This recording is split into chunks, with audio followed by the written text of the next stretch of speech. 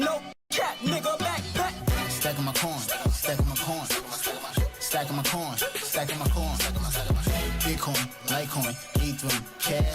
Bitcoin, Litecoin, Ethereum, cash. Stacking my coin, stacking my coin, stacking my coin, stacking my coin. Bitcoin, Litecoin, Ethereum, cash. Bitcoin, Litecoin, Ethereum, cash. I'm old school, Beretta, eye on the sparrow. I told you, make moves, nigga, stack the dinero. Hands make the world go round, you better get some. I don't know about you, nigga, I'm a prince. It's a digital currency to circulate this currency. Move it with urgency, cause the strangers trying to murder me. Prefer I be in my grave while they out searching. Celebrating with my coins, niggas out here searching. Yes, your boy Crypto Blood. Welcome to another episode of my Off the Chain. I almost said my two Satoshis. Episode 62. We're going to get it in tonight. Old school format. We're going to have the callers join us. If you want to call in, talk about any of the topics I have in the chat room tonight, we can do that. Or anything you want to talk about, hit me up. The number is on the screen right now. 669-900-6833. And the code is 169-861-119. Let's get it.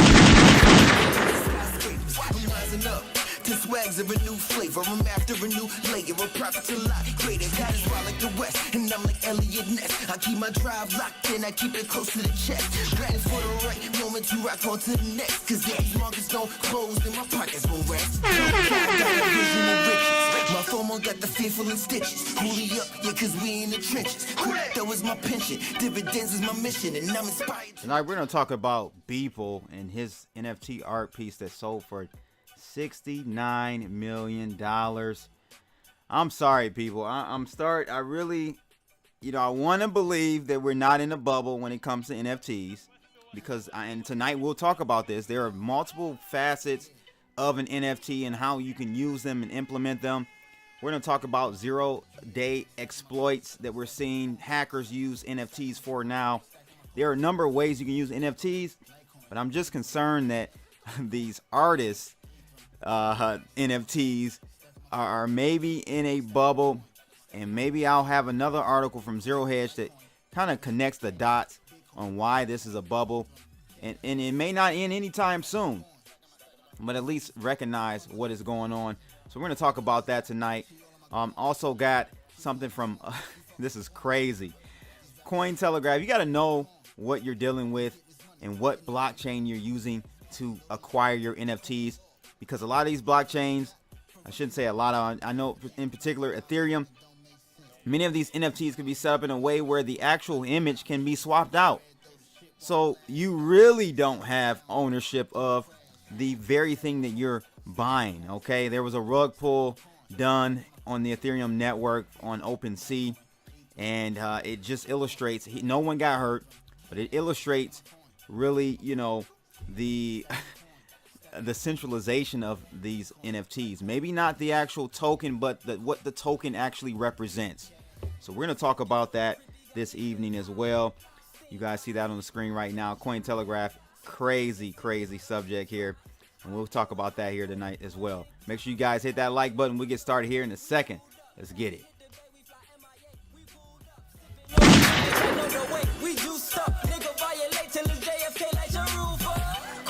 About them chips, nigga, rap snacks. Face all in a box, nigga, Snapchat. Fucking with the ops to get you clapped that. No cap, no Shout out cap, to Litecoin Lisa Stacking my coin, joining in tonight. Thanks for tuning in tonight. We have an excellent stream every Friday on John Clogg's YouTube channel, man. Beyond Crypto, excellent live stream. So definitely, guys, check that out every Friday. I think we're doing 8 o'clock now. That's the new time. DC Boogie, what's going on, brother? Thanks for joining in tonight. Where's Alan? I don't know where Alan is tonight, but you can call in. You can call in. The number is on the screen. Hit me up, and we can chat. All right, let's get it. Celebrating with my coins, niggas out here searching. Nah, I'ma wash them with some Tide detergent. You are fucking with the wrong person. For the coins, some people come up with all kind of schemes. Silly niggas for the paper doing anything. stacking my coin, stacking my coin. stacking my coin, stacking my coin. Bitcoin, Litecoin, Fuck it. Ethereum, Do it live. I'll write it and we'll do it live. Okay. Thanks. Fucking thing sucks. We'll do it live. Yes, ladies and gents, we are doing it live. Let me see if I can get this chat room up. This format, I haven't done this in a while, so you got to bear with me, ladies and gents. It has been a while since I've done this format, not on StreamYard, doing it through the OG, what is this called? XSplit? Yeah, XSplit. So, takes a little bit more handling, a little bit more involvement on my end while I'm live streaming, but hey, I can make it happen. But I want to do it this way so that I can have callers call in tonight. Anyone that wants to call in, the number, I'll bring that back up. The number is right there, 669-900-6833. And the code is 169-861-119 if you want to call in and talk anything crypto or non-crypto related. Honestly, I got one topic, maybe two, that are non-crypto related tonight that I'll touch on, hopefully, as we get into the swing of things. But I hope everyone's doing well this evening. Man, this week has been crazy, especially in the NFT markets. We got Bitcoin touching 60,000. I think it actually touched 61 grand earlier today or last night. So we're seeing, and this is a zero hedge article that I want to touch on that really kind of illustrates possibly where we are with things. And I got some highlights in this article. I think it's very good points they made. All right, this is out of zero hedge. And the title of this is "We Are in a Bubble That's Too Big to Fail." I think so. I think we're in an everything bubble right now. So that means you can take advantage of that, though. That doesn't mean that, you can't take advantage of and participate in the wealth transfer that is occurring. It is happening. Bubbles are occurring all over the place in cryptos, within cryptos, NFTs, real estate. Now with real estate, it's kind of being segmented, right? You got places like New York where real estate prices are falling, rents are falling because people are now leaving those areas, but they have to go somewhere. So the areas they're leaving are going to see a continuous increase in property value. People leaving California, going to Texas. Austin is going crazy. Dallas is going crazy with the real estate. So you're still going to see prices head up. It may be a shift in some areas, but the everything bubble is here, ladies and gentlemen. So you got to know what to be in, and maybe we can talk about that tonight. Let me know what you guys are investing in other than crypto. I want to hear what else are you investing in. Real art, real estate, companies. What? Let me know in the comments below. But yeah, that's something we're going to talk about. The bubble of all bubbles, the everything bubble. And that was actually coined by Graham Summers. He wrote this book in 2017 called The Everything Bubble, the End Game for Central Bank Policy. That's exactly what we're going through right now. So let me see who we have on the chats really quickly. Let's see. Dialer Turden, what's going on, brother? Tim G, one of the YouTube members. Thanks for tuning in tonight. Again, Litecoin Lisa, we got Mari. Campari is in the house. Mari said, whoa, NFTs are bursting faster than the ICOs. No, I don't think so. I don't think so. It's more complicated with these NFTs. It's going to be much more complicated. Let's see. We got somebody calling in already. Let's see if we can get them in here.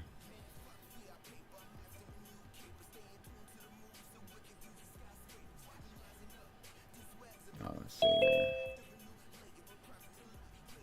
I think we got my man Andy in the building tonight. Just waiting for him to unmute and get his stuff set up. So, yeah, let's see who else is in the chat room tonight. Dio Trice from Monroe, LA, in the building. Shout out to you, bro. Thanks for tuning in. Dialer said, yeah, they have actual actually more utility. Yeah, they do. They have a little bit more utility, and there's a number of ways you can finesse and do things with these NFTs. Where the ICO game, it was like, they promised a service or product. They promised that you would use that ICO, that token, for that service or said service or product. Most of those people started companies for the first time, never done a startup. So you had a recipe for disaster. On top of that, like 4 out of 5 businesses fail, startups fail. So the recipe for disaster was there. And then regulatory risk, right? So you're going to have that with the NFTs, but it's just going to be different. It's weird, man. Like, it's just going to be different this go around. So I think you can navigate this one a little bit better. And I think it's going to end in like disaster. All right. So let's see. We got Andy in tonight. What's going on, brother? How are you? Andy, you there? Yeah, can you hear me, sir?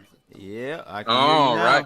Yeah, it's been a while since I've done one of these things, and you've done one of these things. These off the chains. It's really I'm glad that you're doing this. How's it going? I'm good, Andy, man. Thanks for tuning in. I'm trying to, as you can see, like the screen is all messed up. I got to get back into the swing of things of using this. Yeah, I hear you. But I'm good, man. I'm good. I just wanted to jump on and talk about a lot of this NFT stuff that's going on in the space. I think in the chat room you talked about Taco Bell doing one, right? Yeah, on Monday they started one. Let me see if I can pull this up. It wasn't on OpenSea. It was on Rarible.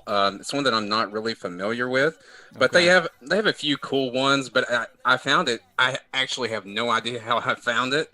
But I came across Taco Bell's Twitter, and last Monday they put it out there, and apparently all the profits are going to. It looks like they're doing like 1 of 5 sort of things. I'm looking at like 10 Ethereum for some of these Taco Bell, I guess meme. I don't even know what you want to call it, but I got into these NFTs. By the way, I almost always want to call them NTFs for some reason.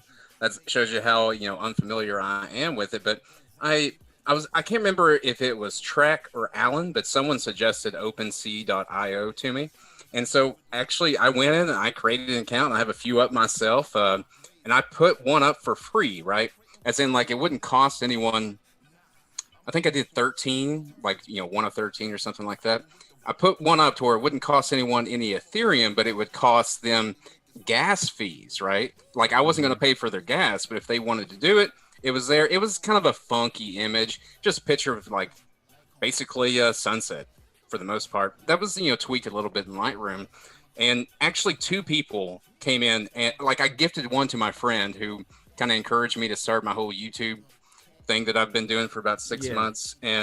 But I had 2 people, have no idea who they are. They came, I think the first one paid $42 in gas fees, and the second one yesterday paid, if I remember right, $67 in gas fees just to get that free NFT. Thought that was insane. That's what I'm saying, man. Like, people have to understand the environment we're in. And so if you understand the environment we're in when it comes to these NFTs, then you'll understand why they're going for such high prices. And then you can maybe take it from there and kind of figure out when that will stop or if that will stop. You kind of new to the NFT world. Do you feel like that is, where are we in the cycle? Because every market, every asset class has a cycle. Boom, bust cycle. That just is what it is. So where do you think we are right now with NFTs? I think that it's going to get a lot more boring. I think we, excuse me. I was listening to Beeple on CNBC. I cut the cord, but I still watch CNBC on YouTube. Right. Yeah, I do too. And they were interviewing Beeple, and by the way, he seems like a genuinely good human being. I really like listening to him. But he talked about how it was going to get to probably there's going to be a lot of things right now are going to be they're selling for maybe 10 Ethereum, 20 Ethereum, going to be worthless probably. But he was talking about how things are. Tell me if you saw this interview where he was like, things are probably going to get, you know, more boring with this non-fungible token stuff. Did you see that interview? I didn't. Nope, I didn't see that one. What was he? What was he on in the morning or I don't know. I don't know what time it was. Money or something? Okay. Maybe I think it was afternoon. I think it was past Fast Money or whatever. But that made me actually think, because I was seeing this old like 2018 ERC20 ICO that was just booming. I was like, why is this thing going from basic? It was basically dead, right? And it just started to boom from, I want to say, I mean, it was in the single digit millions. It's still only in the double digit millions, but it basically went up about 800% in about, a month. Well, why? Well, they found out through regulations that they weren't able to do what they wanted to do. So they shifted and they started saying that they were going to be a green energy certificate, provider through NFTs. They were going to provide green energy. And I'm a big ass bag holder. I'm not going to mention what it is because I'm not that kind of guy. Right. Mm-hmm. But I was like, just looking like, why? Again, I'm a bag holder. Why is this going up? Why it's going up is because of NFTs. So it's a big old bubble, I think. But again, like you said, what were you saying about, is it too big to fail? Like, what do you think about that? So, yeah, let's talk about that because there's an article out of Zero Hedge that really highlighted some critical points that I thought were good that I wanted you guys to know about tonight and share with you. So, this is about a CoinDesk interview, right? It was a breakdown, and the guy was watching it, and it was around Beeple's sale, right? A $69 million sale. And so this guy had been in crypto since 2013. He said it only makes sense why they're selling for such excessive valuations when you consider it to be a phenomenon occurring within a dynamic of the everything bubble. So again, it's all about context, right? So not just looking at cryptos in a silo by itself type of lens. If you look at it in the grand scheme of the everything bubble, it only makes sense that all of these asset classes are that NFTs are going crazy right now, and it may have more room to run even more than the real assets like real estate and maybe even the stock market. I don't know, but I mean, he just really highlighted that this is in the grand scheme of the everything bubble that we're having. And it was another quote that I thought was pretty neat, Andy. It was from, I think, Ray Dalio. He talked about Bitcoin's rise reflects America's decline. And that's true, man. What do you think about that statement? Bitcoin's rise reflects America's decline. Well, you probably would guess this. I don't know if you know this, but I think that, all this, Treasury basically took out 1.9 $1 trillion last week, and that's probably going to flow into all that money printing is going to flow into other assets, not just stocks and stocks. I don't know if you've been following GameStop stuff, but just for a meme, I went ahead and bought a couple shares. And because the whole thing I was going to do was, I was like, this is going to be, I bought it like what I thought was going to be its high. And I was like, I'm going to basically get this printed out like a physical share. Do you know how much it costs to get a physical copy of your stock?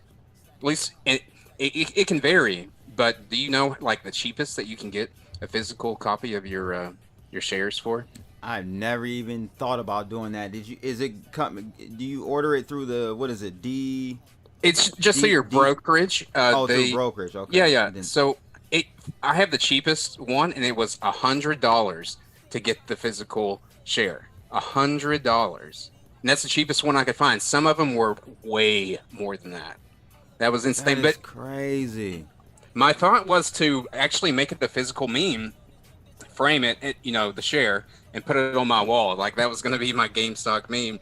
And then I saw the price of getting the physical copy. I was like, I don't think I'm going to do that. So I think it's the organization was it DTS DSST or something.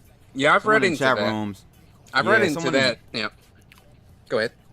No, I was gonna say someone in the chat room dropped the name of that government agency that deals with physical copies of stocks, but I think it's actually a private company, isn't it? it may be on Seed Street, right? Seed and Co. Yeah, Is that it? you talked about that, haven't you? Yeah. Mm-hmm. Yeah, Yeah. very cool, very cool. So Man, how I much? didn't know that. $100. That's crazy, man. No, and even like with Robinhood, you cannot get physical shares. And there was actually Of course another not. major one that I can't remember which one it is, so I'm not gonna say because I'll probably be wrong. But there was a major one where you couldn't do it either. Actually, I'm remembering it was Merrill Lynch. It was Merrill Lynch. Okay. Yep. So, but anyways, like $500, that's how high that I saw that it went up to on major institutions. So, but anyways, that just tells me. DTCC. Mavado said DTCC. Let me type It's that the in organization, I think. so I can look that up. But you talk about rehypothecation all the time? Rehypothecation, yeah. I mean, that's what's happening with stocks, and it's honestly happening with crypto as well. On these major platforms like Coinbase and stuff, we know they don't have every dollar or every Bitcoin that's in circulation on their platform.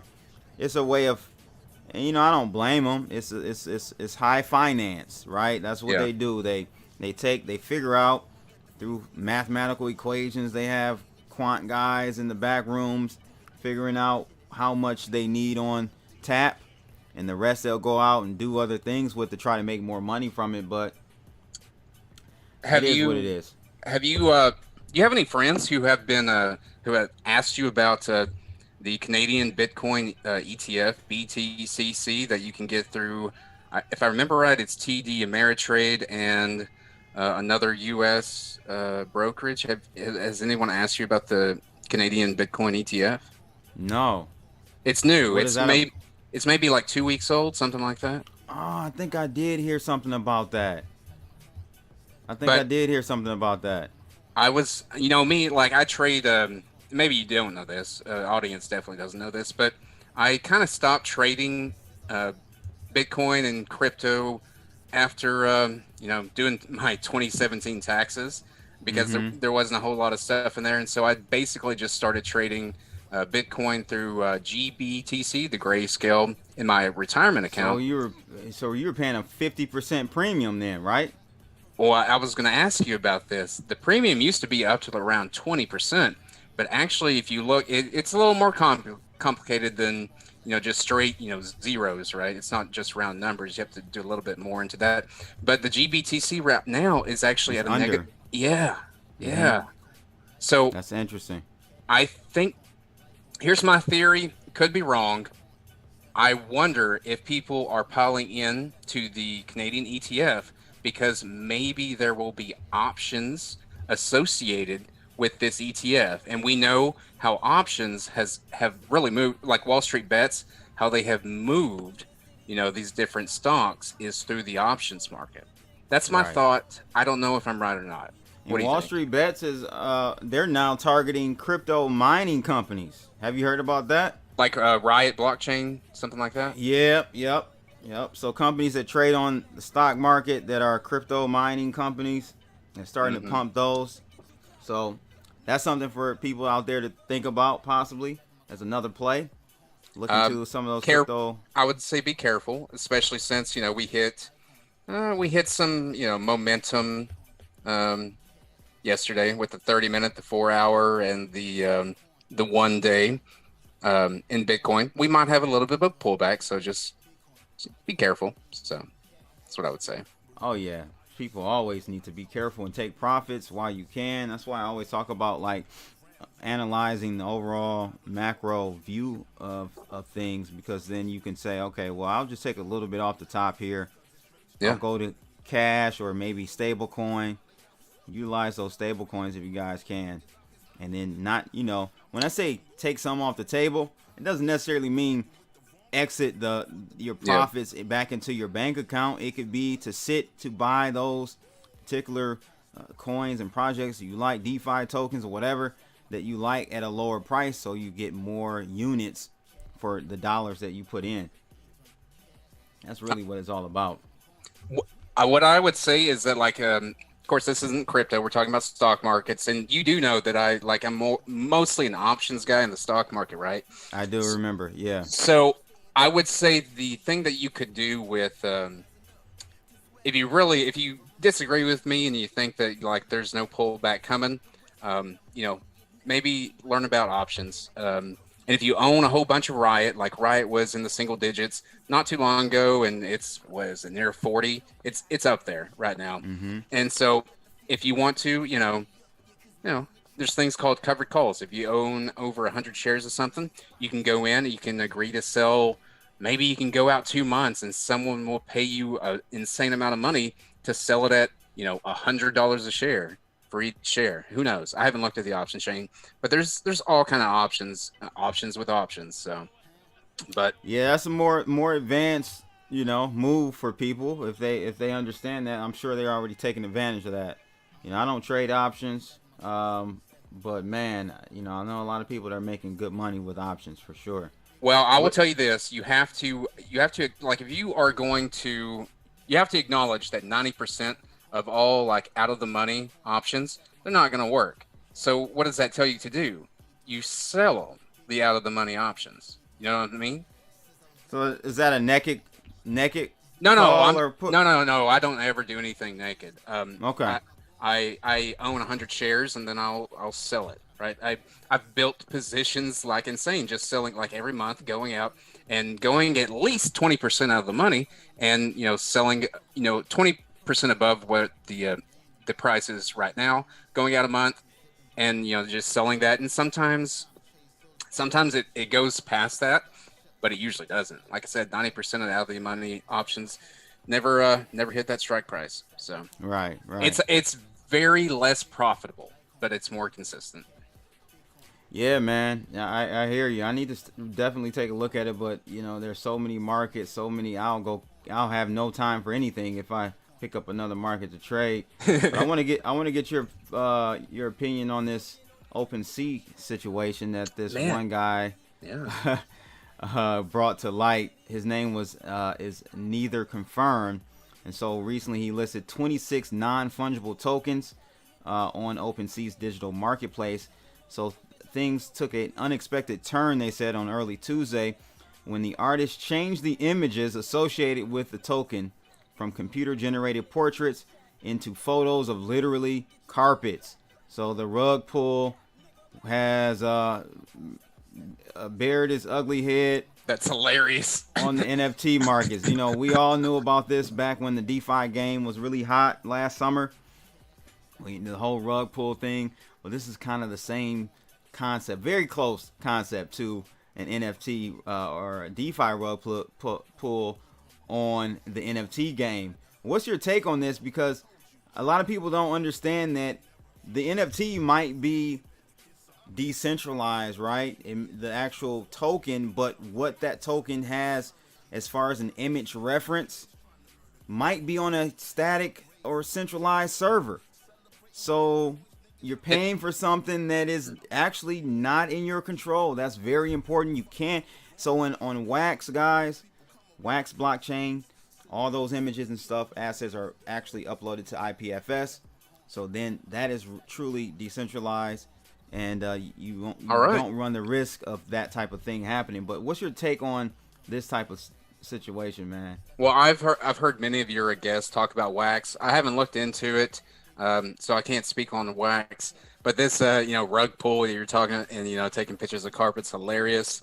Does the person who created the NFT, are they the only ones who are able to do this? Or can, as you were talking about, cloud and servers, can someone else come in and pull the rug, or is it just the creator who can do this? Just the creator of that NFT, because it's generated from that particular wallet. Okay, so I would say the private keys. I would say this person is kind of like a Joker, I imagine, you know, burning the world down. But I would say maybe this paves the way for probably only well-known creators to, you know, profit. That's just my instinct. I don't know. I need to read this story. Like I said, I just started OpenSea NFTs, so yeah, you need somebody else to call in, buddy. I think I'm useless on this one. So. Yeah, no, it's all good. The thing is, so the guy did it just to show people, you know, what Yeah. can happen. He said here it's pretty easy to change the JPEG, even if it does not belong to me or it is on auction. I am the artist. My decision, right? A thread from somebody making his living with art in real life about the value of NFTs. So he was doing that to prove a point. Yeah, it's a good point. A very good point. So people out there, I don't know, on Ethereum, I don't know if you can check and see if that asset that's attached to it is on IPFS or what, but make sure you guys be careful. Hey, can I ask you a question? So it took me 0.059 Ethereum in order to actually get registered on OpenSea.io. What are like the fees to get started on Wax? No fees. No fees. All right. Mm-hmm. So I'm giving a plug to Wax because I'm gonna get off here and I'm gonna go look it up. Yeah, go. You can create yourself. So you can create yourself a like a cloud. You can do a Wax cloud wallet.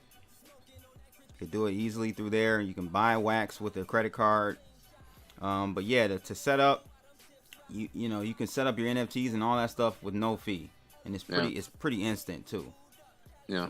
So what I've been doing is like one of my hobbies is just photography. And, you know, whenever you came on my channel, you remember that whenever I had that image up in the background of that hay bale meme or whatever, you're like, what is that? Did your kids draw all that? Right. But I put that up there because it's like I'm in flyover country, right, in rural America.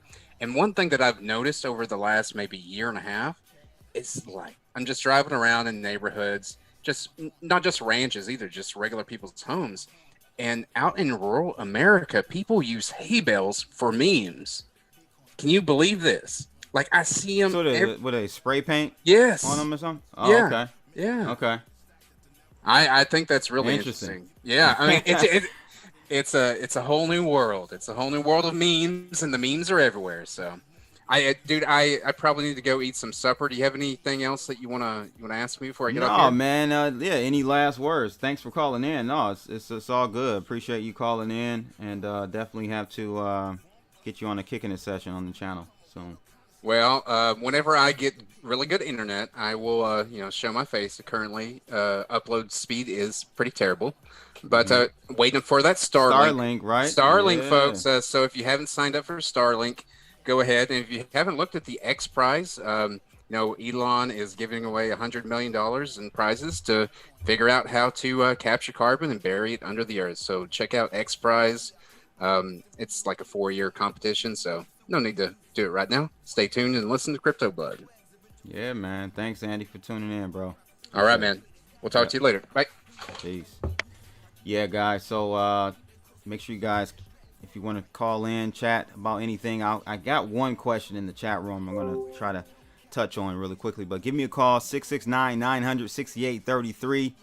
And the code is 169-861-119. Give me a call. We can chat about anything that's on your mind. So this one, someone in the chat room was like, many NFTs will likely result in a massive lawsuit. What you think, Blood? I think, sure. But, I mean, a lot of these people are anonymous individuals. You know, it's going to be hard. That's the one thing about this new world we're in, this new paradigm. It's going to be hard to sue people on the blockchain. Now, you can sue OpenSea or Rarible or any of these marketplaces to basically kind of shadow ban those art pieces, but to actually recoup money is damn near impossible. Let's see who we got on the line here. Let's see. Got someone coming in.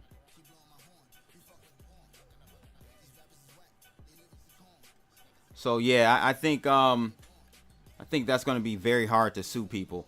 Call on the line. Who's on? What's This up, evening. bro? This is Movado. I was just in your chat. Movado. What's going on, brother? Thanks for calling in. Nothing, man. Yeah, I've been following you for a few years, man. Just never. I didn't know you did call in, so. Yeah, But so yeah, this was the original format I used to do all my off the chain calls or live streams from. You know, I would do it like this, so people can call in, we can chat, and engage with one another. So that was, but with StreamYard, it's easier to maintain and control things while I'm streaming on StreamYard, Right. but I can't do the call in, so I want to do that tonight. What's on your mind, cool, though, man. You were saying something in the chat room earlier. Can't remember right yeah, now. well, yeah. I said I was creating an NFT as we speak. There you go, man. Get it in while you can. So a couple of my buddies, I'm a photographer, a video guy, and I do a lot of photography, man. And one of my friends is an artist here in town. He's got a pretty big. I mean, he's an artist. That's what he does for a living. And I hit him up today and asked him. I said, "Man, did you heard about these NFTs?" He said, "Yeah, man. My timeline has been blowing up with other artists. I guess the hit with that 69 million for Beeple kind of woke some people up. And I guess in this current environment, it's almost like anything goes, man. But people aren't getting out and doing art shows and going and doing things like they used to due to the the situation we got going on with the virus and whatnot. Mm-hmm. So it seems like the more these remote opportunities are becoming popular. I've been doing a lot of live streaming for different artists and musicians where it's just me and the band or whoever's there, and then they're singing out. So people are still doing what they need to do. They're just finding different ways to do it. And this NFT thing, I was like, wow, what is this? Because I have lots of photos, man. I've been in New York for a while, traveled a lot, and people are always saying, well, do you sell them? And I'm like, well, I do jobs for people and they pay me, but I don't really sell my photography as fine art. But I might just have to start doing that, man. Why not? If you have a following, people know you. You just got to connect the dots. You got to get those individuals to get into the ecosystem, NFT blockchain ecosystem, so they can follow you and obtain your digital art. My thing is, just like everything, bro. It's typically a new wave or some new type of service or platform. You're gonna have people rushing to make money and stuff, and I think it's going to die down, right? Mm-hmm. And so, but what's going to be left, and I told people this on my previous stream, what's going to be left are, the artists that have well-known, established brands and names. So if you do want to spend some money in the NFT market, look for individuals that have a name, right? Yeah. That's all I have to say. I think those types of NFT art pieces will hold their value, if not continue to appreciate, even if we have a crypto pullback. Well, it's funny about art, man, because like I said, I'm a photographer and I see some photos and, people, oh, that's a great shot. That's great. And I'm like, I could have done that if I was in that location. It's all about the access. At a certain point, you have a skill and you can do the job. But if you can't get in the place to do the job, then you're not going to get that shot. I remember a story from Ali when Ali knocked out Patterson. Mm-hmm. The guy who took the shot of him standing over Patterson said, if you look between his legs, you'll see a guy behind him taking a shot. I just happened to be in the right spot. And that's how it goes, man. And, even with art, you see some piece on the wall that looks like trash, but somebody come in and say, wow, that's great. And they'll pay $3 million for it. I was going to ask you about the art piece because that's exactly it. So what is it in art then? It's not about having access to the location. It's just about, right. What is it about? Eye of the beholder. Exactly. It's a little bit of luck and opportunity meets each other, right? That's what it is. Yeah, but they say chance favors the prepared mind, or and it's just crazy. Somebody will see it and like it, and that's all it takes. But with fashion, get people to design stuff. It takes one celebrity to wear your outfit, and then everybody wants it. Oh, my man Virgil, Off-White, the brother that created Off-White. He's going, man. He's going insane. Like, people are going crazy over his stuff. It's right funny time. like that. And you never know. It could be you. It could not be you. But I always say, if you stop, you're not going to make it. If you keep going, you might make it. But if you stop, you're definitely not going to make it. But yeah, man, I really like your platform, man, because it's not a lot of people out here like us doing that talk about cryptos. I got into Bitcoin back in 2010, I think, when it was.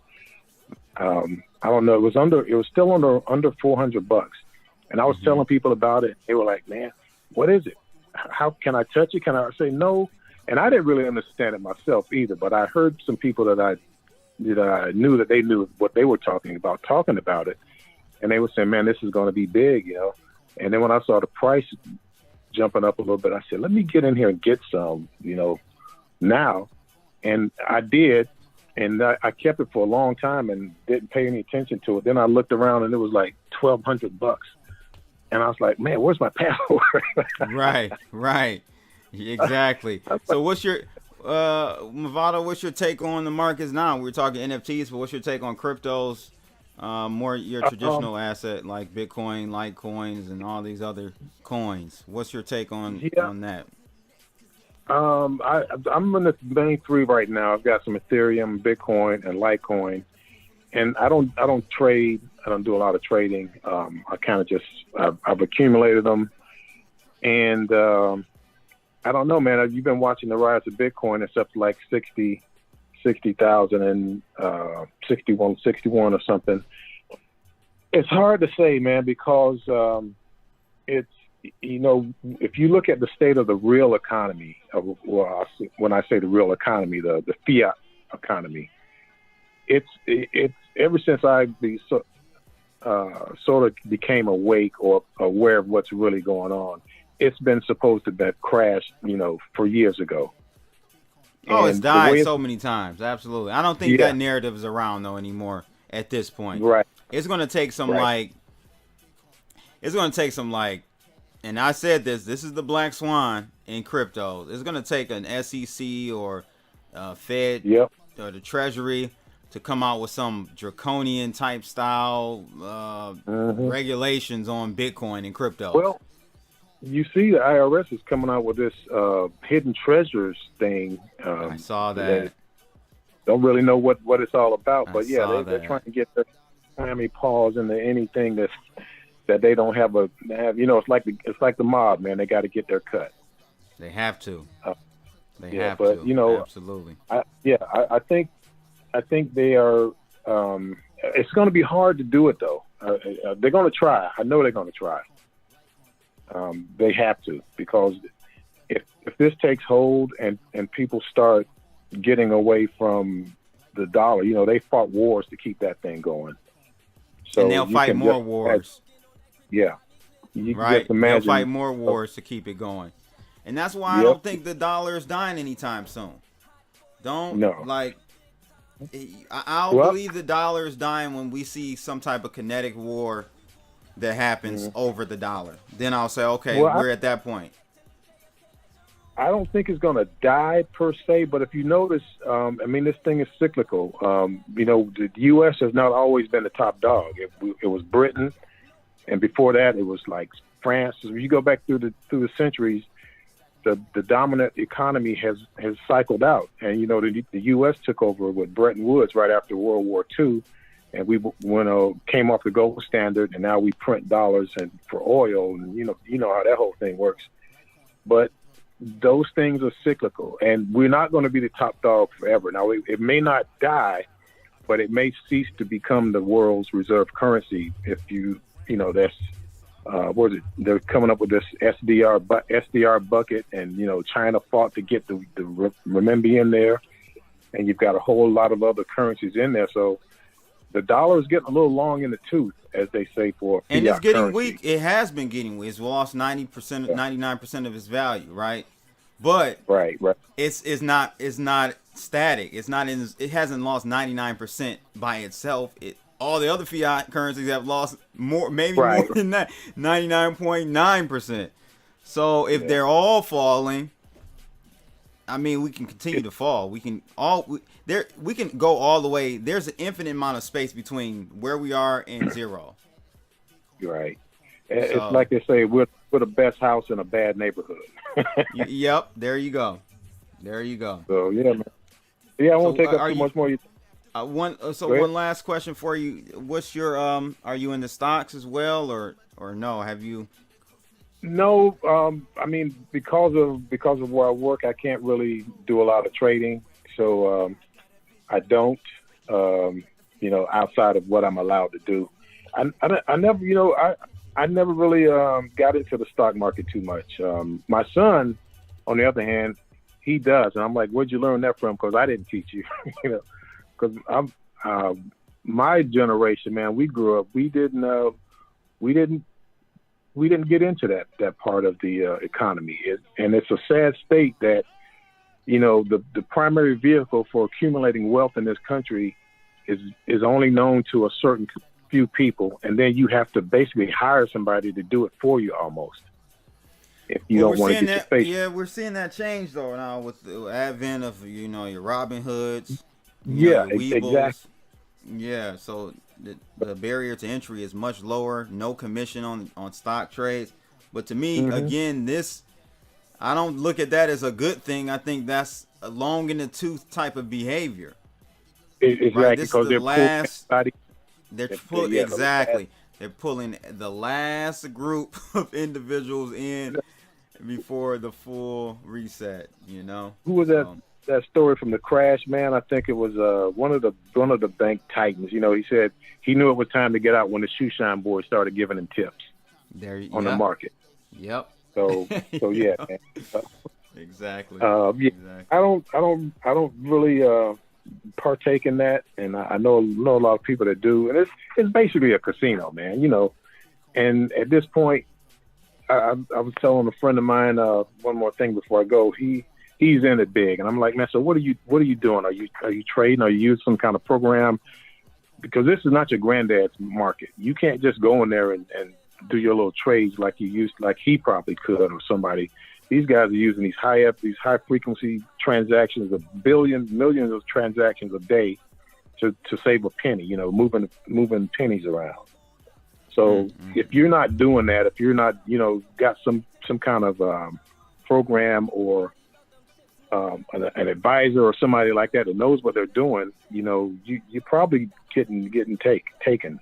And that was what I thought when I saw them open up Robinhood and all these other things. I'm like, man, they're bringing in the last of the suckers, man. That's what I see. So, you hit the head nail right on the head. That's exactly what I'm observing.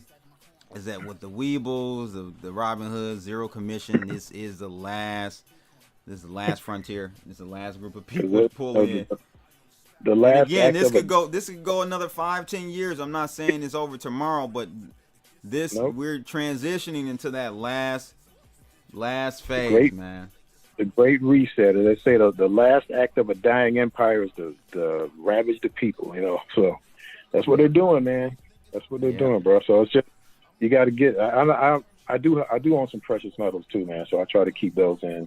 Okay, good, good. Got you. Shout out to all the precious metal owners out there. I got a few in the chat room, I know for sure.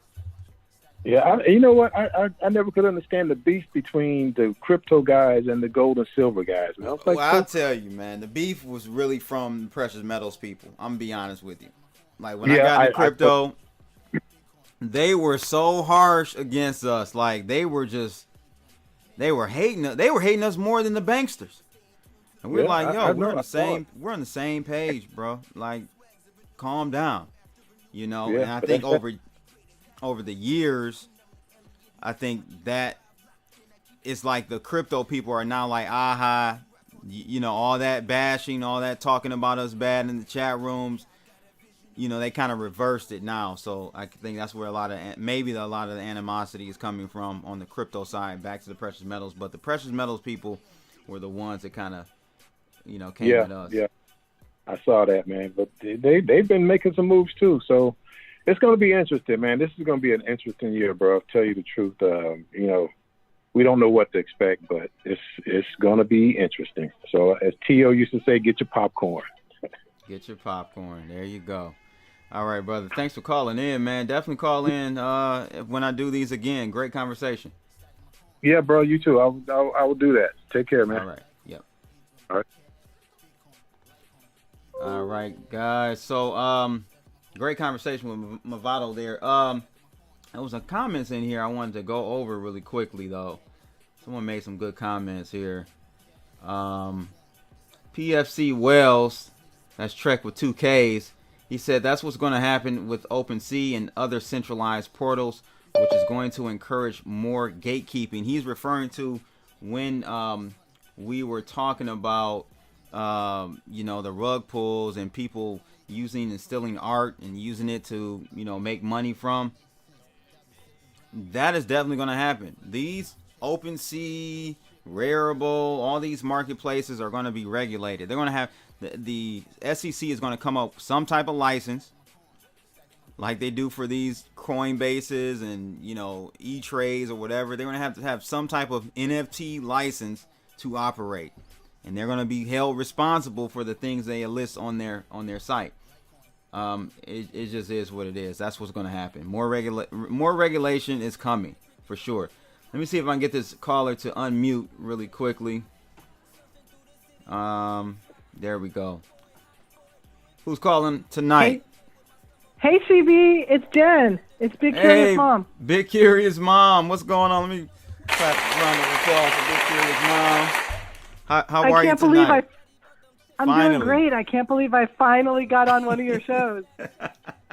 It's been 3 years. She's finally joined the show. She's been a huge supporter of mine. What's going on though? West Coast in the building. So tell me. First of all, congratulations on your baby. Thank you. Oh my goodness. Thank you. That young man is keeping me busy for sure. Well, you suckered me in with this NFT talk. Yeah. So I know you're really excited about that, aren't you? I am. I'm pretty excited. What did I miss? What did you guys already talk about? I don't want to repeat stuff. Oh, no. It's speak your mind. Speak your mind. So we were just basically talking about, where we are in the space with the Beeple NFT going for $69 million. What is that? What does that mean? What does that represent? Kind of give me your assessment of these high prices in NFT art. You know what? If there's a buyer and somebody wants to pay for it, I'm all for it. I love how it has literally opened the normies into the space. Yes, and I think it's creating like a freeway size entry into cryptos. Very good point. What they don't know is that NFTs are hard. I mean, have you tried it yet? Yeah, of course. I tried it last year on Rarible, and it was not easy. And that was before the gas fees were so high. I mean, it felt high then, but it's obviously much higher now. But it's not super smooth yet. There's some things that I can't figure out, and I'm bordering on not liking it, but I don't know enough about it to really be that judgy. But who are these people that are literally just taking pictures of real life art or stuff in their house or whatever, and they're minting that? And I don't understand that. I don't understand how, a painting that you made, 5 years ago or more, and you're taking a picture of it and then minting that, and that's like, now you have an NFT. I don't get that. I don't get. So here's my question though, because I met you during the ICO boom of 2017, and you went through that. You're a veteran now when it comes to these kind of bubbles, right? Right. What is this? Doesn't this feel like a little bit how we saw occur back in 17? Oh, absolutely. Absolutely. And then, okay, so one of my favorite projects, which I got really lucky on, Meme. Don't buy Meme. Oh, yeah. Do you know that the one? DeFi Dollar one? sign MEME with the pineapples? Okay. Yep. Mm-hmm. So when I talk to people about this, oh gosh, it is just, they just start, their eyes glaze over and start staring at me because I'm like, so I got this meme. You buy the meme, you stake the meme on the site, they give you pineapples, and then with the pineapples, you can buy the art, you can mint the cards, but then you send them over to OpenSea, and then you can resell them. And people just look at you like, are you from a different planet? That you lose them at pineapples, right? Right. Right. But meme's been doing good. But I think it's hilarious that their whole premise is don't buy meme, and don't get involved. and so if there is some kind of popping of the NFT bubble, there's kind of a layer of protection there, right? A little bit in the don't buy meme. Good point. I never thought of it that way. Possibly. The thing is, I think the protection is in the quality of NFTs you buy. Like, who is behind that NFT, right? Okay, so to me, that adds validity to your NFT. If you're buying a dead mouse NFT, that's going to be if we have a pop in the NFT markets, you may not be able to sell it for, I think you'll be able to sell it for as much as you bought it for at minimum, So it's all about the brands, and that's a way to protect your money. Because I think a lot of these billionaires in cryptos are parking their cash in these types of NFT vehicles. That's what's going on. Instead of paying taxes. And is that because they don't feel also with everything going on with fiat, right? I heard you say that you don't believe it's dying, but it is losing some value. Oh, it's lost 99% of its value. But with all the printing. That's 99% of value lost in comparison to maybe 99.9% of against all other fiats. So they're all falling, relatively speaking. It doesn't really matter. It's a relative game. So yeah, the value is going lower, but that just means the cost of assets are going to cost more. The cost of living is going to be more. Right. Have you interviewed any collectors yet, like serious NFT collectors? That's in the works. I got some NFT collectors I'm working to get on. Yep. Why? Awesome. Well, I was just, I'm just I'm making conversation, but I also want to, if you don't mind, as I've been excited about this NFT and kind of talking more about it on my Twitter handle, I found Digital Art Chick at Digital Art Chick. I don't know if you know her, but she does a profile on an NFT artist a day. And so that's how I found this guy that I really like, because part of the whole NFT thing is, how do you find the good ones, right? Like, how do you know which ones are great? Is it just how you identify with the art, or do you want to get behind an artist that has a lot of experience, a lot of history?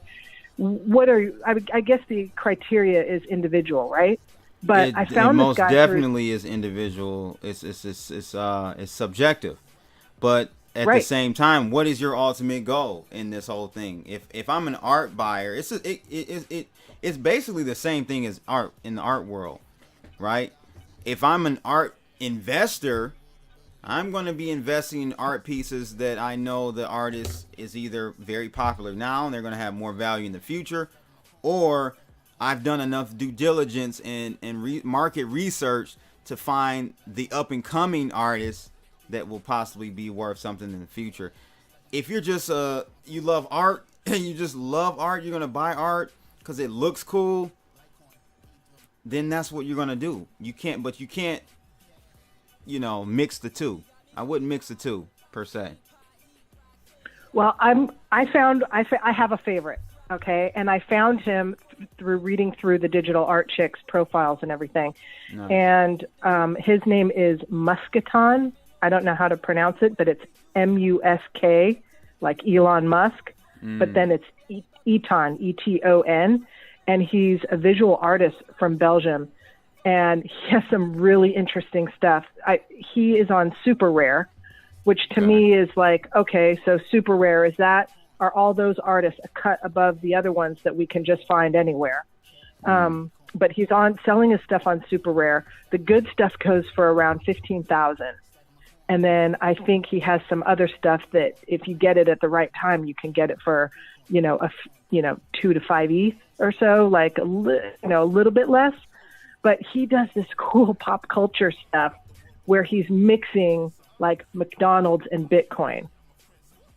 He's got Facebook. He's mixing Facebook with CCTV stuff. And so he's got some cultural opinion coming through his art, which is anti-mainstream. And the art looks good, but he's also in cryptos. And anyway, so I like him, Musketon. So I started, I need my what coins to pop real hard so that I can have enough to buy one of these guys. Yeah, no, I hear you. So yeah, I mean, it's speculative. It definitely is speculative. And I think the more you're in the space, the more you talk to different people, the more you'll kind of get a feel for which artists are up and coming and which ones are going to be valuable. Their art pieces are going to be valuable in the future. Because it sounds like you're trying to do it from an art investor perspective, not so much an art I'm kind of like a crypto cowgirl, right? Like I just roll up my sleeves and kind of throw little bits of money until I learn how to do everything, right? So like I tried the minting last year. I was trying to do some stuff for Pillar in terms of like giving their community a Pillar colored NFT for Halloween. So I did that. But basically I just try stuff. And right now, I mean, sometimes I sit here and the space is so exciting and I just think, okay, do I want to pour my hours into trying to figure out who's great and become a collector, or flip it, like trying to get them it's kind of like altcoins, right? You try to get it when it's on the up and coming before everybody knows, but you still want it to hold value a little bit later on. But there's some people that are buying these NFTs and they might be buying them for a few thousand or a few tens of thousands, and then these guys are just bursting in the market, and then they can resell it for millions. Yeah. It's kind of like another wild, wild west gold rush moment. And it's kind of this gold rush from the artist position and also from the collector's position. However, it still costs a lot of money to make these things. So if you're a struggling artist, it's really tricky pouring in, it 50 to $100 in gas. Well, that's on Ethereum. That's why Wax, if people need to really look into the Wax blockchain, because I think the way their ecosystem is set up, it's a low barrier to entry for both the artist and the consumer, right? I can spin up a whole bunch of $1 NFTs on Wax with no problem, because there's no transactional cost. There's no network fee. I love the Wax community. I think the Wax community is so strong. And I'm sure you already talked about what they did with the Garbage Pail Kid stuff and the tops. It felt like they were bursting on the NFT scene ages ago, like last year. They were. They absolutely were. So they've done a good job of pivoting and learning how to make it more intuitive and easy for people to buy, right? So, yeah, that's definitely. And they're super nice. Like I popped in there for a little bit, and they were giving me NFTs just for showing up and participating and asking questions. They're really, really good guys over there. But what about BSC? I know there's a little bit of NFT action on the Binance Smart Chain, and I'm trying to figure that out right now. I haven't I haven't tried it yet, but I'm trying to figure out where and how to do it, and that should also be cheaper. But it's not going to get the exposure as quickly. No, maybe not, but I have more concerns about the centralization of Binance Chain currently. So what I talked about previous to you calling on, Big Curious Mom, was about a guy that did a rug pull, an NFT rug pull, essentially on OpenSea. So he minted or created like 26, I think, different NFTs, and I don't think he ended up selling them, but they were out there for sale. And what he did was swap the image of all those art pieces to a rug. So like a Rickroll. Yeah, so there still are some issues, especially on Ethereum's blockchain, when it comes to NFTs and how secure they are. But how can you swap the image after it already gets minted and is up on OpenSea? Because you've already then tokenized it. See, that's the thing. It's you tokenize it, but it's going to a URL. It's still it's a pointer to a file. And if you swap or change the file that it's pointing to, then you get what I'm saying? Then that makes it super scary for the ones who are spending big bucks. Exactly. Yep. Now, what do you think about Nifty Gateway? The end user would have to, the person that created the NFT would have to be the person that does that. But still, it's crazy. So, on blockchains like Wax, you can do IPFS, where it's, your file is stored in a decentralized manner. So I don't know, but I got another caller here. Big Curious Mom, thank you so much for calling in. About it's damn fun geeking time. Out with you, CB. It's fun geeking out with you. I'll see you in the chat. All right, sounds good. All right, bye. All right, so let's get this other caller here on the line. Let's see what we got. Let's ask them to unmute.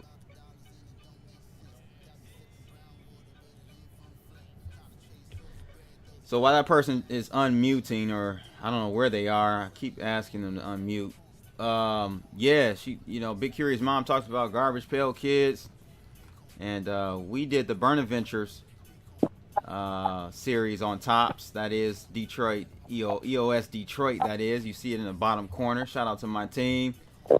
We got a lot of stuff coming up too in the NFT world. It's going to really be great. Be great. So I think we finally got the caller here. Who's calling in tonight? It's Rob. Rob, how you doing, Rob? Good. How are you? Good. Rob from where? It's Rob. I was Hunger for Knowledge. From the Hunger for Knowledge. I'm from from PA. I was on your channel a while back. Yeah. What's going on, Rob? Yeah. You been all right? How you doing? It's been a long time, right, since we've done these call-ins. Yeah, that's why. Well, I've been watching, just haven't just been watching though. Yeah, I've been doing the StreamYard format. Easier on me, but can't have the interaction with the crew. So. Yeah, we started using the StreamYard for the podcast now. We did our first one, and it's pretty easy, pretty straightforward. It really is. So what's on your mind tonight, man? I just was calling in to say hi, and also just like this NFT thing is pretty crazy. Like, my dad is an artist, and I'm getting ready to put some of his stuff up, and it's kind of crazy that he would go to a flea market and sell his art, and now only people walking through the flea market, people that look at his art, and he would sell stuff through there, and I'm trying to explain to him what this is, which I'm still learning too, and he can't even grasp the concept, and I'm like, you're not just selling to people at a flea market, you're selling to anybody in the in the whole world that can look at that. It's you're opening up yourself to so many more people. So I don't know. It's just kind of amazing to me, and it's kind of scary though too. Yeah. Start selling stuff for $69 million seems a little inflated. I would say so. I would say so. And I don't know, I don't know when it's going to end, because I mean, it seems like it's gotten to this point in such a short period of time. I feel like we're just getting started with the nonsense. I feel like it's just. I just feel like it just all of a sudden just popped up out. Now obviously I guess it's been around for a while, but to me, yeah, NFT's been around for a while. Seems like now it's getting popular, and it's just out of nowhere, and we've gone from like 0 to 150 mile an hour in no time. Yeah, exactly. So do you think this is healthy? This is unhealthy? Optically, what does this do for the crypto space? Well, I don't think any of this stuff is healthy. How fast we're, the pace that this is growing. I think it's not as organic as it should be, I would say. But I mean, at this point, with the amount of money that they're giving everybody, that's part of this problem, and that you have to find out at the end of the day what's going to happen. I mean, what are we going to do when we're going to give everybody $1,400 now, and then it's going to be what? We're going to wait another month and then give another $1,400, and then it just doesn't. It turns into UBI, and then what? So that's that's the thing, Rob. Like, again, it kind of goes back to the Zero Hedge article I talked about at the beginning of the stream. I'm saying this is crazy that we're seeing these types of prices with cryptos, NFTs, DeFi world, stocks, bonds, right? Bonds are just going crazy. Right. But if we look at the money that's being created and pushed into the system, then maybe it's not crazy. Maybe these prices aren't crazy yet.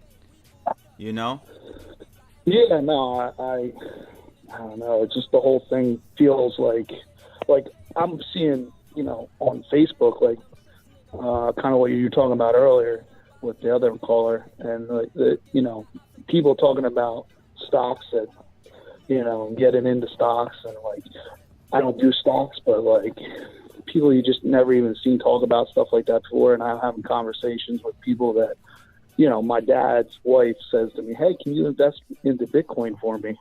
And like, obviously I talk to them about it, but like nobody really comes to me and asks for it. And it's just getting that mainstream that it's kind of it's good.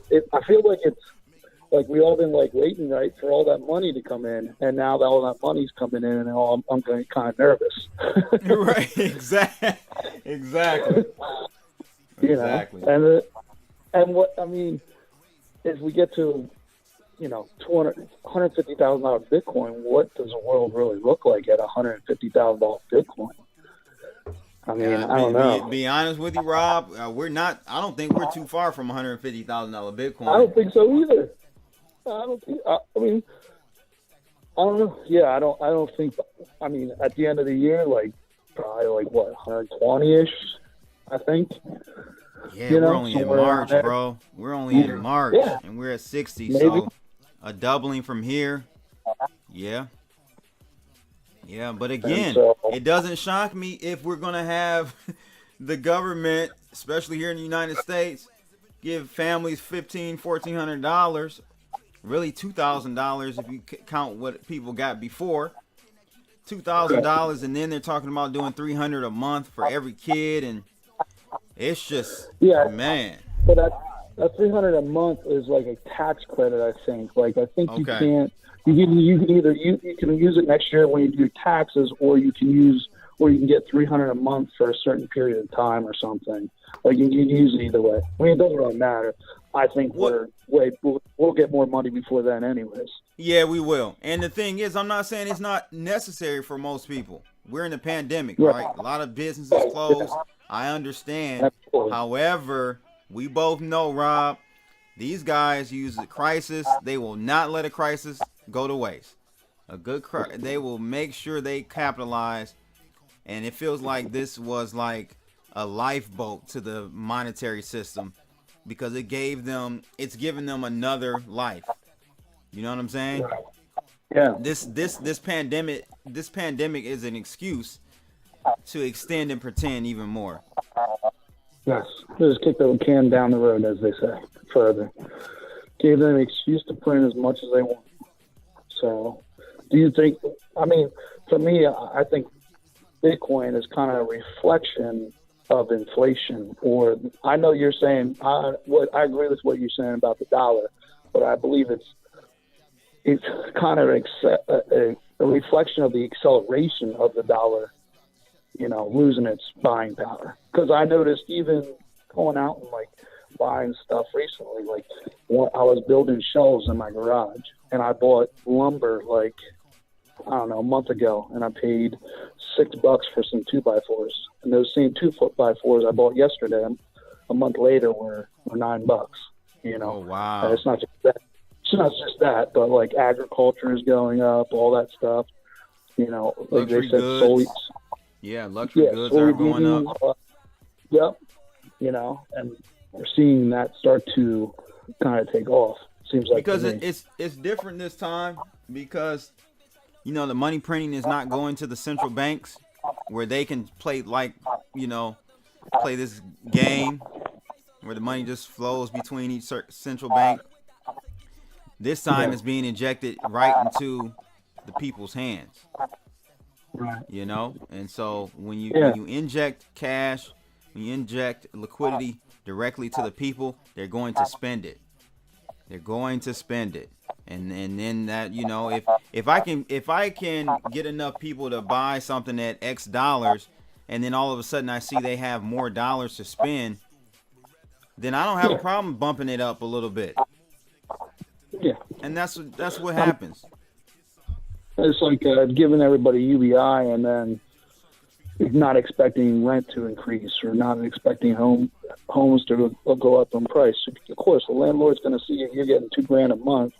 They're going to take every property owner is going to raise the rent on every property. It's just going to be and then you talk about taking away, introducing $15 an hour, which I think they shot down. I don't think that went through, but that just eats away at the middle class. So it's just all kind of coming to a head, it seems like, and it's accelerated by the corona. For sure. Exactly. Yeah, that was a lifesaver, man. I'm telling you, for the monetary system, it's crazy. Yeah. So so a guy in the chat room, JJ, said we're going to 700,000 ish by fall of 2022. The rainbow chart is off. There is no decline in trend. It has only gone more vertical. I think I don't know if he's referring to the stock to flow model. I believe he is, but I'm not sure. But yeah, I mean, we're on our way, bro. We're definitely on our way up. And what's your thoughts on stock to flow and Bitcoin and it's following that trend? I mean, I've only looked at it a couple times, but it is kind of crazy. I mean, like it's like looking at the chart on an hourly chart or looking at a 12-month chart or whatever, it follows it, when you zoom out, but when you zoom in, it's not showing the up and down, you know what I mean? Like the highs and lows. So I don't know that I've looked at it and like, I feel like it seems to be following it, but it follows it until it doesn't, you know what I mean? Exactly. Right now, that's very true. It's following it, and everybody. I hear a lot of people talk about it and stuff like that, but like, it just seems like Bitcoin is moving differently than everything else. The moves up and down are so dramatic and so volatile compared. Now, I mean, some of the altcoins are doing the same thing, but like Litecoin hasn't moved like Bitcoin yet. And Ethereum's kind of moving a little bit here and there. It has little moves, and then it kind of stifles. I don't know. It just yeah. I mean, these altcoins, bro, have been going crazy. Wax is at 28 cents today. Another one, and Rob, I don't know, you probably remember this one, HBAR or Hedera Hashgraph, one I've been talking about for many years. Yeah. That is now trading high as hell as well. I mean, 35 cents. I think it's at 35. Yeah, it was like 10 cents like 2 months ago or 3 months ago. Come on, man. So I mean, it's just. I mean, I have some of these DeFi tokens that I bought, and like, you know, in 2 months I'm up like 200% or something. You know, it's like, it's madness to me, but you know, in a good way. But then I also go to sell them, and then freaking gas fees are killing me. You know, those gas fees are ridiculous. So Yep. a lot of the ECR tokens, and when's that change? When do we have somebody come in and fix that problem? Yeah. No, I hear you, bro. Shout out to those who got in that hash graph move. I was definitely talking about shilling hash graph back in the 4 penny, 5 penny range. So I'm doing well on that one. I'm in on the Telos. Man, when did you get in when I mentioned it? Well, I've been mentioning it for a while, but you know, last few months I've really been. Yeah, I got to start getting in then. So I've been. Thank you for that. So, but yeah, and now. And the thing is, we all know we're in alt season, right? Everything is going up, but what you want to look at is the H-bar, Telos. They've done like 15x, 10x. So it's all about, and again, it's the relativeness of it, and kind of going back to the whole fiat thing. You know, the dollar has lost 90%, 99% of its value, but so has the other fiat currencies it's compared to. So it's all a relative thing. I mean, these small, some of these, like, the other thing was when my wife came to me and was like, "Oh, we should buy Dogecoin." I was like, "Man, I'm feeling some kind of way about that." And then I'm like trying to explain to her, I'm like, you don't like, she doesn't, obviously she's, we've been into Bitcoin for a while, but she doesn't understand like market cap and circulating supply and all that stuff. So I was like, she's like, "It's going to go to $10." I was like, it's never going to go to $10. I was like, and I'm trying to explain, what would happen to the market cap and all these things. And she's like, "Well, I don't understand that stuff." And that's kind of the problem with that whole Doge thing. Someone's like trying to say it's going to go to $10 is absurd. It is absurd. $10. That's a little absurd, man. That's a little absurd. And the thing is, you hit it right on the head. Like, you have to look at the market cap, people. So that'll give you a gauge as far as how far it can go and extend upward, and how far it can't. So that's just a way to keep it in check a little bit for people, to look at the market cap, look at the float, look at outstanding not shares, but tokens. Look at the token float and price, and then figure out, okay, where's the big dog at? Where's Bitcoin at? What is its market cap? Is Dogecoin going to eclipse Bitcoin's market cap by a tenfold? Probably not. At least no time soon. At least no time soon. Take Ethereum's market cap right now, I think that puts Dogecoin at like 15 cents or something like that. So right there, I mean, come on. Yeah, so where's the real value? I see Ethereum eclipsing, Bitcoin's market cap before anything else, to be honest with you. Yeah, that's the next one up. Yeah. I mean, I think about 2017, and the big ones were Ethereum, obviously Bitcoin, but then Litecoin too. And so Litecoin's kind of lagging behind those three, but I'm buying up some Litecoin right now too. So yeah, that's smart. So again, you want to look at the ones that haven't really moved. I mean, Litecoin has moved up, but not relatively speaking against other altcoins. No, it has not done its move like a lot of these other ones. So that's where you want to look. Yeah. So and I've been doing into the small cap ones, like. I have a spreadsheet made out where I gotta take that whole market cap of Ethereum and say, okay, if Ethereum gets to this much, X, Y, Z happens, how much will this? It's something 4 cents. I love anything with a small cap or market cap under $1, because I know I got a whole lot of room to move up. So yeah, I don't know. That's just how John Hill says it's the top. Top is in. I don't know, man. Again, I would say yes, but we're these governments, man, are just printing money like none other. It just makes no sense. This is to me, this is a reflection of the money being printed. I mean, we printed 33% of U.S. dollars into existence this past year in 2020. Crazy. So it's just insane. Insane, so it's a bro. third of what was in existence. So it's just a reflection of that. So I don't know. That's just me. But I mean, all right, Rob. Me too. Me too. I'm gonna get to this other caller, Rob. Again, as always, a pleasure speaking with you, man. Make sure you call in next time. All right, thanks, man. All right. See ya. All right, guys. Let's get this next caller on.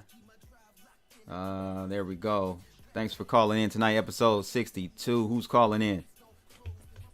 All right, what's up, Crypto Blood? This is Mr. Guy coming from Wichita. Mr. Guy Recycling. Do it live. Recycling Guy. Do it live. Okay. Oh Fucking man. thing sucks. Do it live. Shot for Oh man, I'm just riding the wave. I've been meaning to ask you this for a while, and I was happy you guys pulled up the stock to flow model, right? Yes. So I've been in crypto since 2015, 16 or whatever.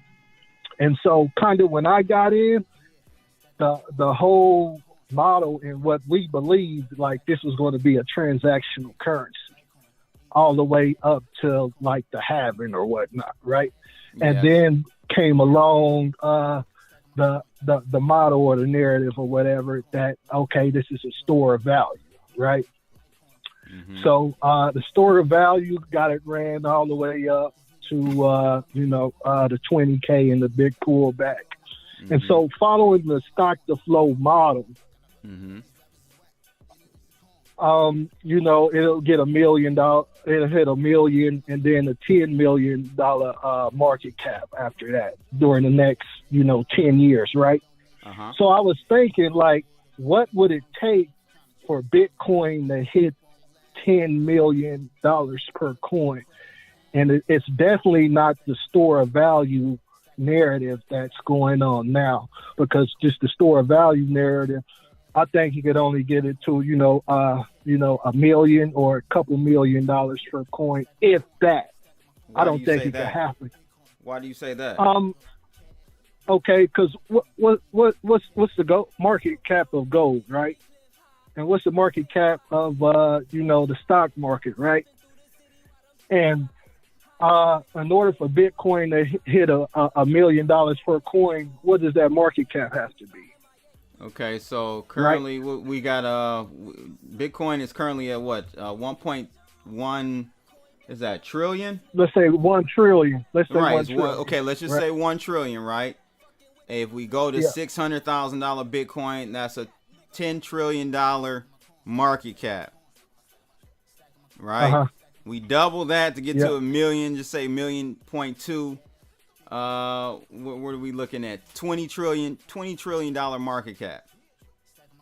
Yeah. At which it can do. $1.2 million of Bitcoin. So I was thinking long run, 10 years or what have you, Bitcoin is going to have to become a technology as opposed to just a store of value.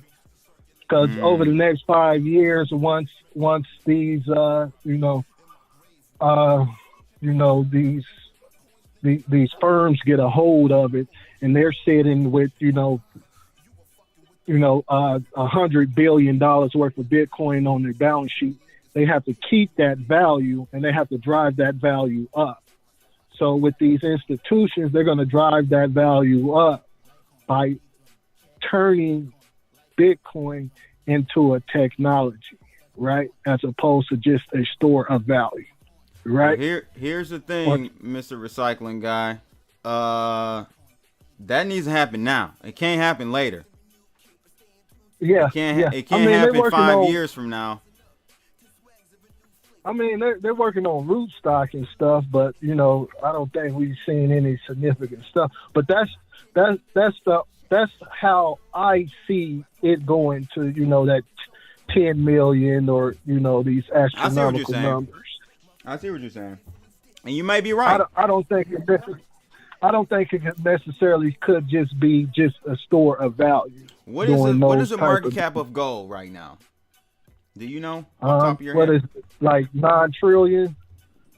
It 9 was trillion? 7, but yeah, Okay, it was so- like 7, but it's moved up since then. So really, that is the next fundamental number we need to keep an eye out on for Bitcoin. Bitcoin hitting, JJ says 12 trillion, he believes. Yeah. Okay, 12 so trillion. Okay, let's just say 12 trillion. So that's basically another 10x from here for Bitcoin. So Bitcoin at $600,000 would be right there, parity market cap with gold. So if what you're saying, you make a good point, because what you're saying is it really kind of, I agree with. I can see it becoming parity with gold and maybe a little bit more. Not by much, but maybe a little bit more. But I can see it becoming parity with gold's market cap.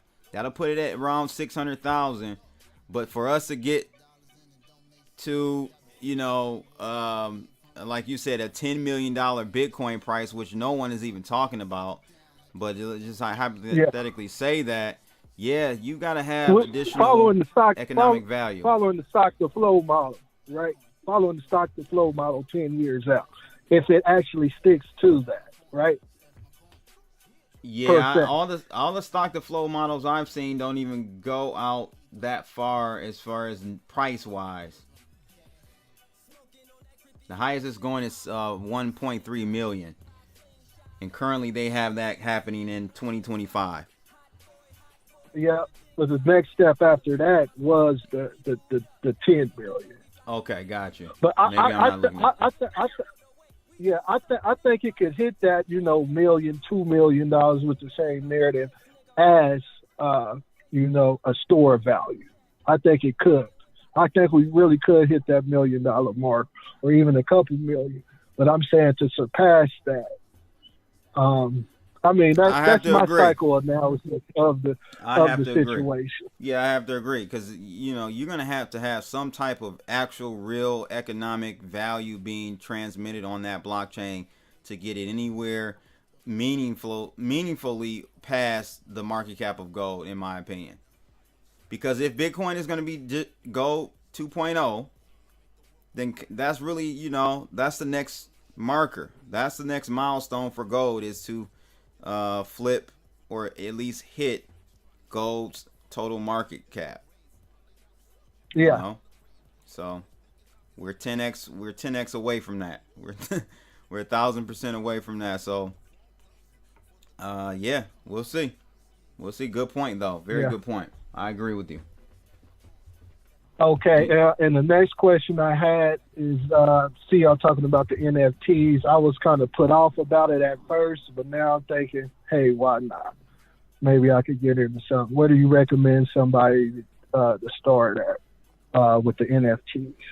Man, NFTs are all subjective because they're fun. They're non-fungible, right? I can't swap an NFT that I bought with you and we feel like we got an equal fair exchange.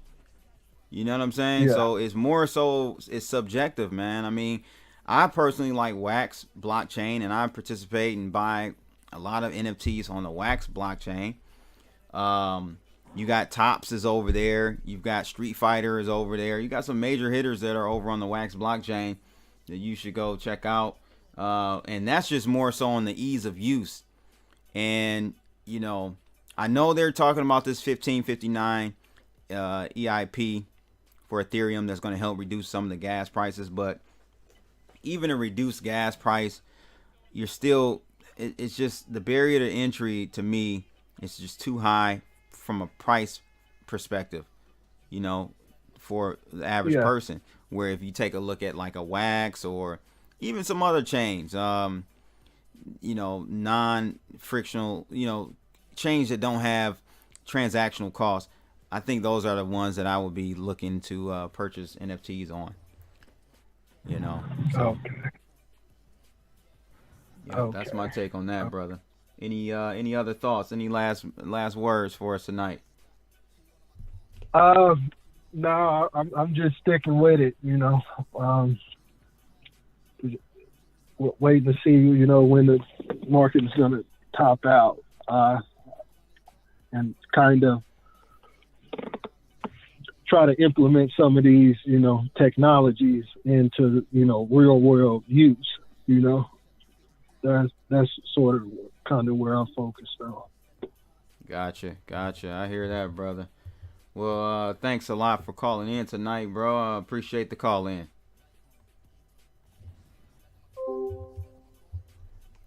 All right, ladies and gents, I think that's pretty much it for tonight. Great calls. I appreciate everyone in the chat room. Let me do a little roll call really quickly. We got, again, Big Curious Mom. Thanks to her for calling in tonight. We got Marcus Walter. He is heavy on the BIOS blockchain. John Hill, a.k.a. Default. JJ in the building. Let me see who other members I got here. We got Tim G in the building. Appreciate you, brother. Will45 is in the building.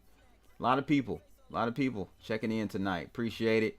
Again, happy Pi Day for all you geeks out there. That's pretty much it, though, for tonight, ladies and gents. Make sure you like, share, and subscribe. And definitely click that bell to receive more videos like this. I'm out of here. Holla! Stacking my coin, Bitcoin, Litecoin, Ethereum, cash. Bitcoin, Litecoin, Ethereum, cash. I'm old school, Beretta, eye on the sparrow. I told you, make moves, nigga, stack. You better get some. I don't know about you, me, I'm a prince. I use the digital circuitry to circulate this currency. Move it with urgency, cause the strangers trying to murder me. Prefer I be in my grave while they out searching. Celebrating with my coins, niggas out here searching. Nah, I'ma wash them with some Tide detergent. You are fucking with the wrong person. For the coins, some people come up with all kind of schemes. Fuck it. Do it live. I'll write it and we'll do it live. Stacking my coin. Fucking thing sucks. We'll do it live.